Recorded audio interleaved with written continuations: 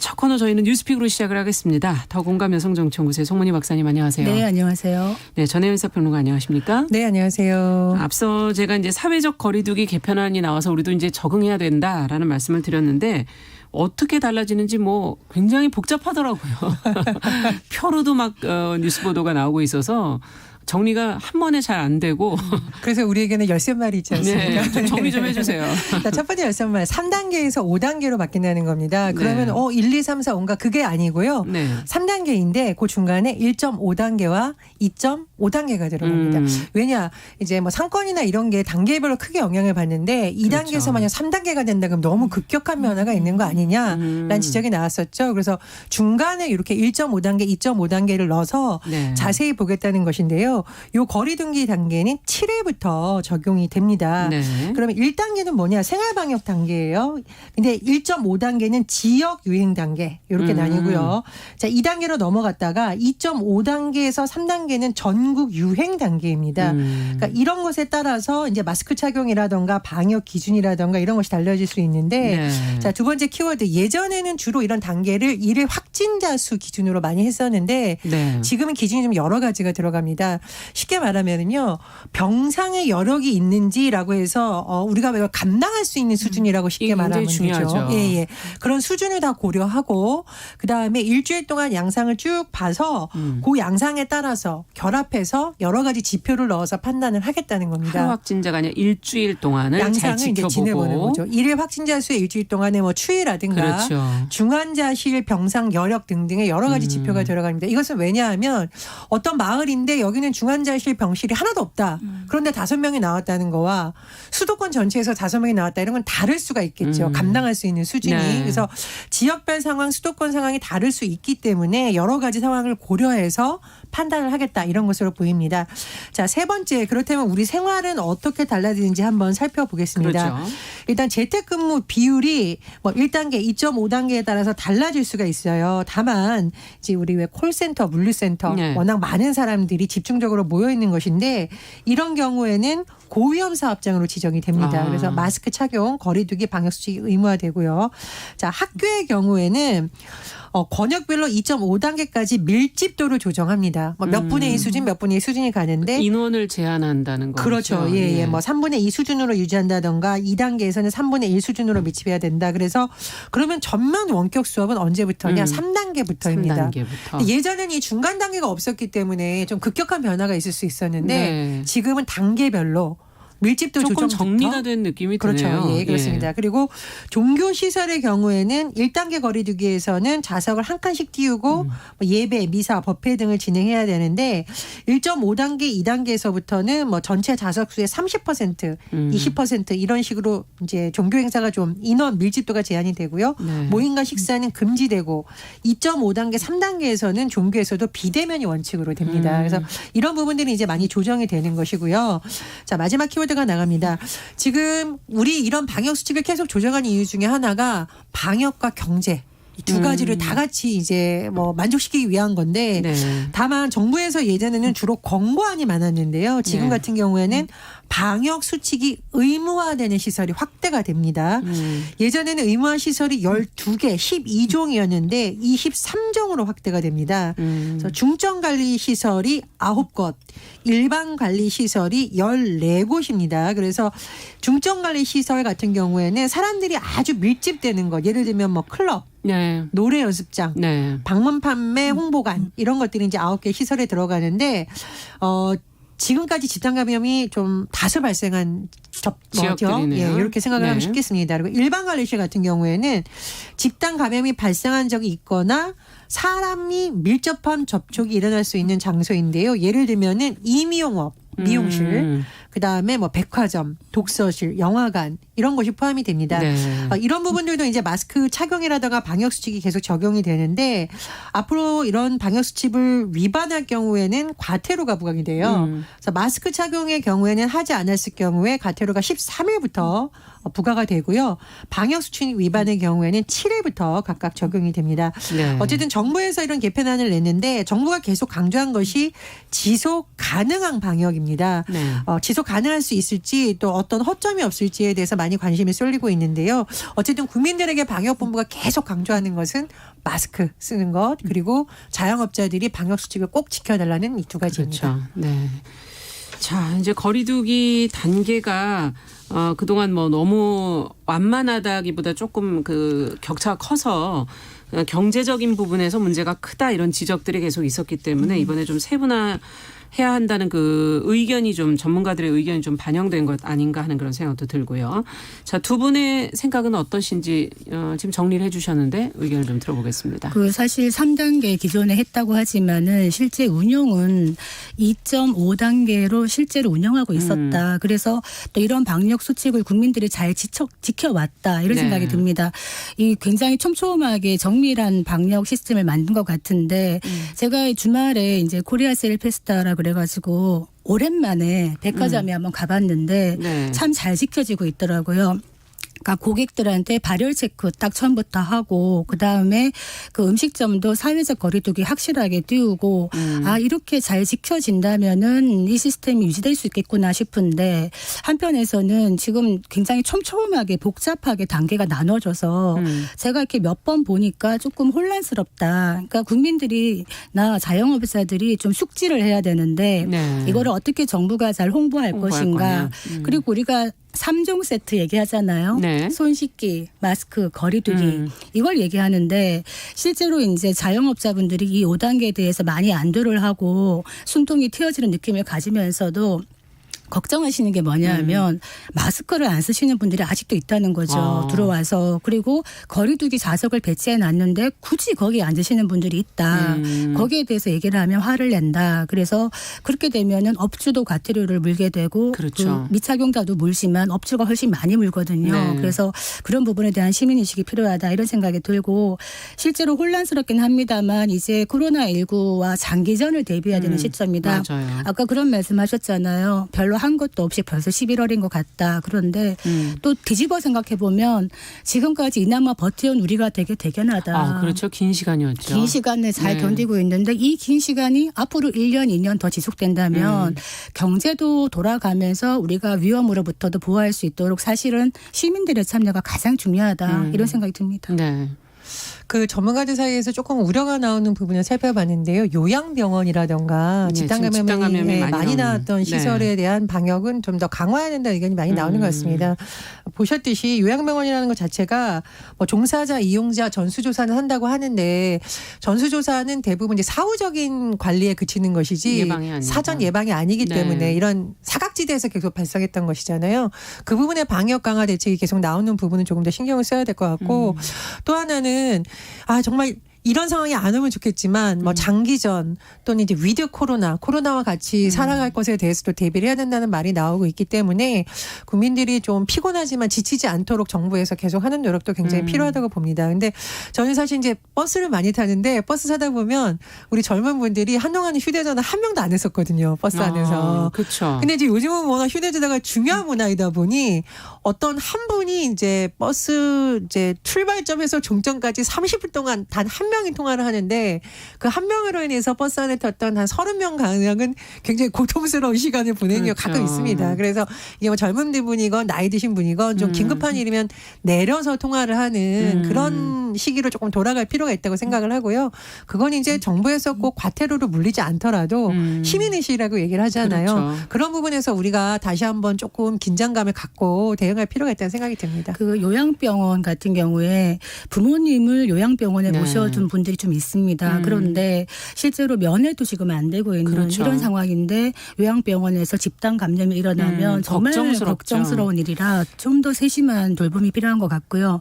이번 단계 조정 중에서 7일부터 그러니까 뭐 충청, 서울, 그다음에 수도권, 호남권, 경남권, 강원, 제주 전국 7개 권역별로 중앙 정부와 사전 협의를 해서 지자체장이 좀 탄력성 있게 유연하게 움직일 수 있도록 하는 것. 이건 저는 굉장히 깊게 봤습니다. 왜냐하면 상황에 맞춰서 상황에 결정해라. 따라 각도가 다르기 때문에 네. 지나고 보니 대구에서 처음에 굉장히 심각한 상황에 이르렀었는데 네.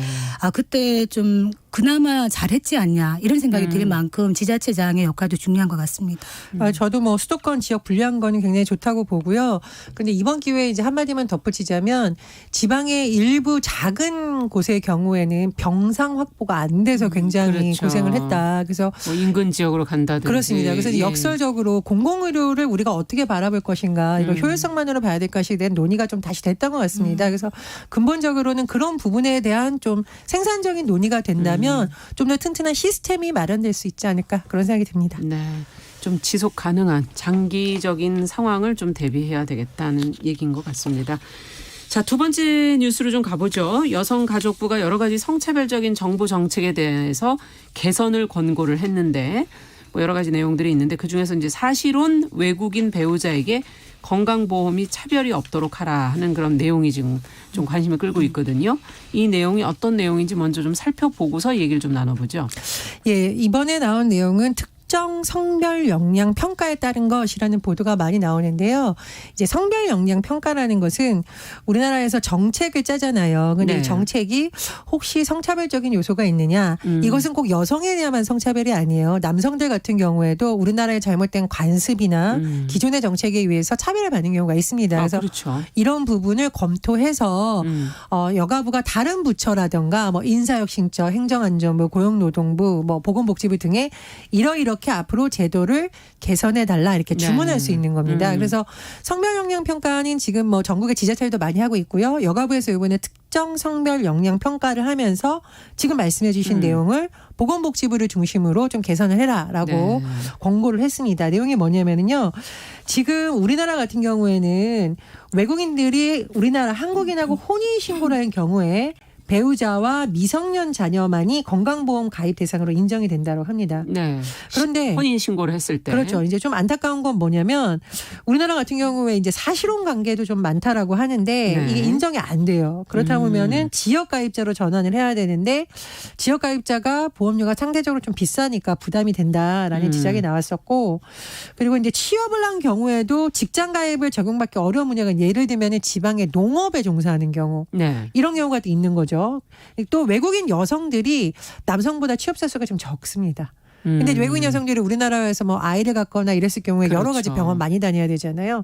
이런 부분에서 좀 제도를 개선해야 된다라고 해서 보건복지부에 이런 상황을 권고한 겁니다. 그래서 다시 정리해드리면 사실혼 관계에 있는 외국인 배우자도 직장 가입자 내 피부양자로 들어갈 수 네, 있다. 그렇죠. 지역 가입자 세대원으로 인정받을 수 있도록 제도를 좀 고쳐라. 그리고 외국인 근로자의 성별 건강보험 가입률 격차가 현재 나오고 있으니까 지금 그것을 좀 완화할 수 있는 방안을 좀 마련해봐라라고 권고를 한 겁니다. 그래서 이런 내용이 좀 지켜진다면은 우리나라 이제 뭐 다문화 가족 제도 많이 하고 그렇죠. 있고 외국인 여성들이 제가 말씀드렸듯이 특히 이제 임신, 출산 이 과정에서 많이 어려움이 있다고 하는데 좀 개선이 되지 않을까 싶고요. 또 외국인 노동자들이 우리나라 노동자들이 하기 어려운 분야에 많이 일하다 보면 다치는 경우도 많잖아요. 그래서 그렇죠. 이런 부분이 좀 개선되면 좋겠다는 생각이 좀 들었습니다. 이렇게 권고를 하게 되면은 검토를 하게 될 것이고 그 후에 이제 결정은 이제 보건복지부 쪽에서 나오게 되는 건가요? 예, 그렇게 되는 경우에 거죠? 이제 좀 안타까운 것은 이게 보통 이제 권고 아닙니다. 그래서 부처에서 얼마나 적극적으로 이것을 반영하냐인데요. 보건복지부에서 좀 적극적으로 반영했으면 하는 여론도 있습니다. 네. 자, 근데 이렇게 보험료 얘기가 나오면은 이제 지금 안 그래도 건강보험의 비용이 요율이 올라가지 않을까 하는 여러 가지 걱정들도 하시고 지금 예전보다는 또 많이 올라가 있는 상태고 이 사실혼 관계까지 혜택을 주다 보면 내 보험료가 올라가는 거 아니냐 뭐 이렇게 또 생각하시는 분들도 있을 것 같고 어떤 부분을 좀 저희가 점검해 봐야 될까요? 당연히 올라갑니다. 국민건강보험의 그 수입을 어떻게 만들어지느냐. 국민이 내는 보험료에다가 정부 지원금 20%가 들어가는 겁니다. 네. 그래서 건강보험 혜택을 받는 분들이 많아진다는 거는 그만큼 내야 될 보험료가 많아진다는 의미죠. 네. 그런데 이번에 여가부의 이 권고는 저는 나름 의미가 있다고 생각하는 것이 한국과 외국인 배우자의 형평성을 한번 생각해 보자 찾아봤습니다. 국민건강보험의 직장 가입자의 피부양자 조건에 네. 내국인인 경우에 즉 한국인 배우자인 경우에 사실혼이 들어가는가 확인을 해봤더니 들어가더라고요. 그런데 외국인 배우자는 사실혼이 안 들어가 있었기 때문에 내외국인의 차별이 있었던 거군요. 있었던 거죠. 예. 그래서 이번에 이런 공고가 있었던 것이고 실제로 아까 얘기했듯이 사실혼이라는 거는 지금 점점 많은 분야에서 법적으로 좀 보호를 하는 추세에 있습니다. 그렇죠. 다만 어떤 혼인신고라는 법적 혼인의 실체를 갖추지 못했을 뿐이지 실제로는 결혼과 똑같은 생활을 하고 있는 공동체거든요. 네. 그래서 실제로 모자보건법이나 국민연금법 같은 데서는 사실혼 배우자를 배우자로 인정을 합니다. 그래서 법적으로 우리가 왜 상속권은 받지 못하지만은 위자료나 재산분할 청구권 다 받을 수 있죠. 민법상으로도. 네. 그래서 또 하나 더 추가하고 싶은 거는 모자보건법 작년에 나온 개정안을 보면 한 1년 이상 동거한 실제 사실혼 부부인 경우에 예. 난임 치료 시술을 받을 때요.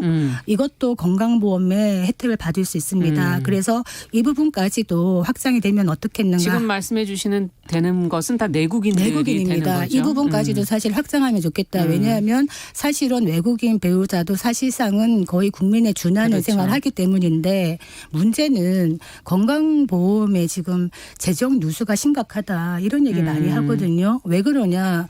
실제로 보니까 불법 사무장 병원이 판치고 있다. 그래서 불법 사무장. 예, 불법 사무장, 불법 개설하는 거예요. 병원 사무장 중심으로 움직이는 거예요. 네. 사무장이 의사를 고용하다시피 해서 하는데 피해액이 거의 보니까 2020년 6월 기준으로 했을 때 3조 4,869억 원. 아이고. 굉장하죠. 예. 그리고 불법 개설 기관도 1,621개 기관. 그래서 이거를 만약에 잘 우리가 파악해서 회수를 하고 하면 좋은데 그렇겠는데요. 실제로 환수율이 5.2%에 불과하다는 겁니다. 그래서 우리가 건강보험 재정이 많이 힘들다 얘기를 하는데 이런 부분에서 사실은 불법적으로 세고 있는 부분 우리가 찾아온다면 실제로 건강보험 혜택을 누릴 수 있는 분들에게 이 혜택을 주는 게 더 많이 가지 않겠나 싶고 또 하나 지금 이제 건강보험 재정 누수의 또 하나 원인이 되는 게 해외 이민자라든지 이중 국적자들이요 건강보험료를 내지 않으면서 실제로 혜택을 누리고 있는 경우가 많습니다. 일시 귀국해서 아파서 들어와서 치료를 받고 간다든지 본인이 해외에 있는데 국내에 있는 가족이 대리를 해가지고 진료를 받고 약을 탄다든지 이런 것도 만만치 않기 때문에 사실은 건강보험의 총체적인 문제인데 이런 거를 잘 마무리하고 실제로 혜택이 갈 수 있는 분들에게는 더 많은 혜택을 줄 수 있는 이런 제도가 필요할 것 같습니다. 네, 이 재정 누수는 정말 한번 점검을 고액 체납자들을 저희가 세금 부분에서 그 금액을 받아야 하듯이 재정 누수도 좀 해결을 하면 좋지 않을까 하는 생각이 들고요.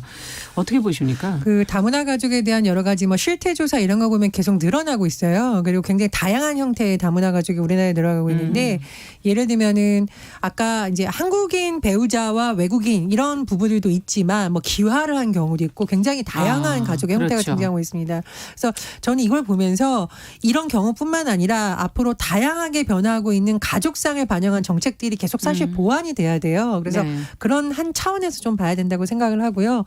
또 성별 역량 분석 같은 평가 같은 경우에는 우리나라가 굉장히 좀 앞서 있는 제도로 해외에서 많이 평가를 받고 있습니다. 그래서 저는 뭐 여성가족부에 대해서 비판적 의견을 내기도 합니다만 도대체 여가부가 무슨 말을 일을 하냐 이렇게 하는 분들한테 특정 성별 역량 분석 평가 한번 쳐보시라고 말씀드리고 싶어요. 가장 해보면 중요한 업무네요. 예, 굉장히 네. 중요합니다. 그리고 제가 말씀드렸듯이요. 여성에 대한 성차별만 다루는 것이 아닙니다. 그러니까 여성들 같은 경우에는 뭐 임신을 하면서 병원 가면서 질환이 발견되는 문제가 있는데 남성들의 경우에는 아파서 정말 죽겠다는 소리 나오기 전까지 뭐 병원에 안 가잖아요. 그렇죠. 그런 것을 적용하는 것. 또 예를 들어서 뭐 화상을 입었는데 여성에게는 몇 천만 원 보상되는데 남성들은 얼굴이 뭐가 중요해서 뭐 보상이 안 됐던 여러 가지 논란들 이런 것들이 다 어떻게 보면은 성차별적 구조기 때문에 여가부에서 여러 가지 분석을 할 때 이런 걸 다 보고 있거든요. 네. 그래서 많이 알려졌진 않았지만 이런 좋은 제도는 또 많이 개발을 해서 남성이든 여성이든 차별받지 않는 그렇죠. 정책을 만드는 것 그건 필요하다고 봅니다. 좀 팁이라고 말씀드리겠는데 사실혼 관계를 그러면 어떻게 증명하느냐도 또 중요하거든요. 네. 실제로 그냥 같이 살았다 오래 살았다 사실혼 아닙니다. 실제로 사실혼이라는 거는 동거 기간뿐만이 아니라 결혼식을 만약에 치렀다 공개적으로 그러면 인정받기가 굉장히 수월해요. 실제로. 그렇겠네요. 그런데 뭐 결혼식 사진이나 이런 게 없다면 평소에 사실은 그런 입증을 할 수 있는 자료를 만들어야 됩니다. 같이 이를테면 찍은 같이 사진? 생활하는 것, 예. 같이 경제 공동체로 생활하는 것, 아니면 양가 행사에 서로 같이 간다든지 이런 것들을 증명할 수 있는 서류가 있어야 사실혼 관계를 입증할 수 있기 때문에 아니면 주변에 가족이나 아니면은 주변 지인들이 증명을 해주는 또 증명서가 있습니다. 그렇군요. 이런 것들을 평소에 만드셔야 이런 혜택을 받을 수가 있는 거죠. 네. 꼼꼼하게 좀 챙겨주셨네요. 자, 그럼 마지막 뉴스 저희가 좀 간략하게라도 좀 해보도록 하죠. 세월호 참사와 관련된 그 박근혜 전 대통령 기록물을 공개하라는 국회 국민동의 청원이 지금 10만 명을 넘어섰다 그러는데 관련 내용 송 박사님께서 좀 정리해 주시면 저희 같이 얘기해 보죠. 내년이 세월호 참사 7주기가 됩니다. 그렇죠. 그래서 대통령 기록물을 공개하라는 국민 동의 청원이 지금 10만 명을 넘어서서 결국 심사를 받게 됐습니다. 네. 국민 동의 청원 그러면 우리가 청와대 국민청원하고 헷갈리시면 안 되는 게 올해 1월 10일에 개설된 국회 이제 청원인데 이 국민 동의 청원은 입법 청원입니다. 네. 이게 10만 명을 넘어서면은 입법을 할 수 있도록 청원하는 것이라 더 효과가 있는 것이죠. 그 당시에 그 세월호 참사 당시에 박근혜 전 대통령의 7시간 이런 얘기를 많이 하는데 그거를 밝히고 그때 정부가 어떤 대처를 했는지에 대한 진상규명을 하라 이런 청원인 겁니다. 네. 왜 안 됐느냐. 사실 이런 청원이 아니라 공개를 해달라는 청구가 계속 있었지만은 헌법재판소에서 전 박근혜 대통령의 파면 결정 후에 당시 황교안 권한대행이 이 대통령 기록물로 지정을 합니다. 이 모든 서류들을. 그러면 대통령 기록물로 지정이 되면은 15년 동안 사생활 문건은 30년 동안 공개할 수가 없습니다. 그렇기 때문에 그날의 진실을 알 수가 없는 것이죠. 네. 그래서 국가기록원으로 이관되어 있는데 국가기록원에서 어떻게 말을 하느냐. 대통령 기록물법 17조를 보면 문서는 물론 문서 목록도 공개할 수 없게 되어 있습니다. 그래서 이것이 계속 묻혀 있는데 이게 지금 대법원까지 이게 과연 맞는 거냐 해가지고 네. 소송으로 이어지고 있는데 아직 언제 결론이 나올지 알 수 없습니다. 그래서 이번 입법 청원이 됐기 때문에 이제 국회나 대통령에게 어느 정도 압박의 효과는 있지 않겠나 이런 생각이 듭니다. 왜냐하면 대통령 기록물법에 예외 조항이 있는데요. 예, 거기를 예. 보면 국회 재적의원 3분의 2 이상이 찬성 의결을 하면 대통령 기록물을 공개할 수 있다고 하기 때문에 사실은 국회나 대통령의 의지의 문제가 아닌가 예. 이렇게 유가족들은 주장을 하고 있는 것입니다. 그렇군요. 소송이 사실 시간이 좀 많이 걸리기는 하죠. 아무래도. 자, 그렇다면 일단 소관 상임위에서 이제 심사를 하겠고 논의가 이제 어떻게 될지는 아직 뭐 이제 지켜봐야 될 것 같고요. 두 분은 어떻게 생각하시는지 얘기를 좀 들어보고 싶네요. 그 사회적 참사 특별조사위원회의 활동 기간이 정해져 있습니다. 그래서 지금 만료가 되죠. 올해 12월 10일 종료가 그렇죠. 됩니다. 그럼 이제까지 했던 것을 마무리하지 못하더라도 종료가 되기 때문에 사참위의 기간을 연장하는 것에 대한 법안도 지금 같이 걸려 있습니다. 네. 그래서 그런 부분 좀 같이 봐야 되는 거고 어느 정도의 권한을 줘서 어느 정도의 기록물을 볼 수 있고 수사와 조사에 대한 권한 지난번에 박사님하고 저도 여러 번 얘기했는데 그런 부분 보완이 되는다고 보고요.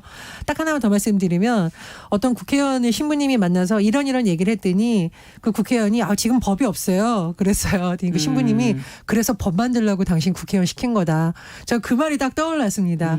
세월호 참사 가족들이 대통령은 대통령의 권한을 국회의원은 국회의원의 권한을 써달라라고 강조했거든요. 그런 부분이 이번 국회에서 잘 진행이 됐으면 합니다. 그 문재인 대통령이 세월호 문제에 대해서 유가족에게 늘 얘기했던 것이 한 6번에 걸쳐서 네. 유가족과 국민들 앞에 세월호의 완전한 진실 규명을 다짐한다 이렇게 밝혔는데 지금 7년이 다 되어가는데 여전히 밝혀지지 않고 있다. 이거는 유가족만의 문제가 아니라 국가적으로 대형 참사가 일어나면 분명히 진상이 규명되고 책임지는 구조를 만들어야만 그 일이 나의 일이 아닐 수도 있는 것인데 남의 일이 아닙니다. 우리 국가의 그렇죠. 일이기 때문에 이 부분은 국민동의 잘 해결되는 방향으로 갔으면 좋겠다 싶습니다. 네. 자, 오늘 뉴스픽은 여기까지 듣도록 하겠습니다. 두 분 수고하셨습니다. 전혜연 평론가, 더공감여성정치연구소 송문희 박사 두 분 수고하셨습니다. 자, 정윤실의 뉴스 브런치 듣고 계신 지금 시각 10시 31분이고요. 라디오 정보센터 뉴스 듣고 오겠습니다.